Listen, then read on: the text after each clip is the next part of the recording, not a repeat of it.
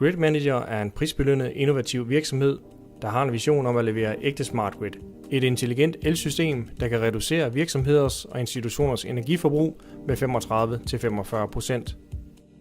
For at styrke forretningen og udviklingen af nye produkter, har Grid Manager brugt Enterprise Europe Network gennem den lokale netværkspartner EcoBusiness Park. Her hos Grid Manager har vi brugt netværket til at finde nye samarbejdspartnere ude i verden til at hjælpe med at sprede vores teknologier og skabe noget forretning derude. Og så har vi brugt det til at finde relevante EU-forskningsprojekter, vi kunne deltage i.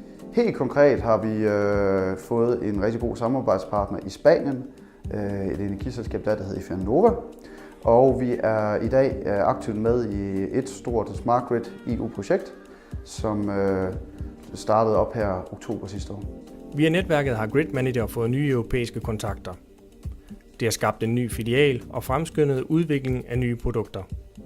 Netværket har givet os et par ansættelser mere, vi har skulle bruge i forbindelse med forskningsprojekter, og vi forventer, at der kommer flere den vej. Og netværket har jo decideret også skabt en forretning i Spanien. Der er i dag et firma nede i Spanien, Grid Manager Iberia, som egentlig er skabt via forbindelsen, som netværket gav os.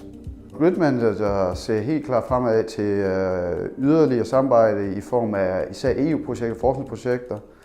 Vi ser gerne i løbet af efteråret, at vi virkelig begynder at tage fat her igen, og jeg forudser, at det kunne godt løbe næste års tid skabe en 3-4 arbejdspladser mere inden for forskningsområdet.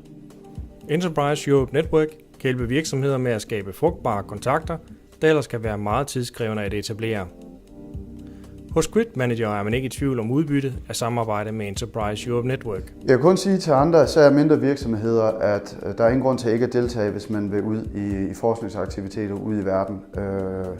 Det er utrolig nemt, og det sparer en for en masse ressourcer, man skulle bruge på alt til initiale arbejde i forbindelse med de her ting. Netværket er der, det er et netværk, så de skaber forbindelsen, så man kan få lov til at fokusere på arbejdet i stedet for.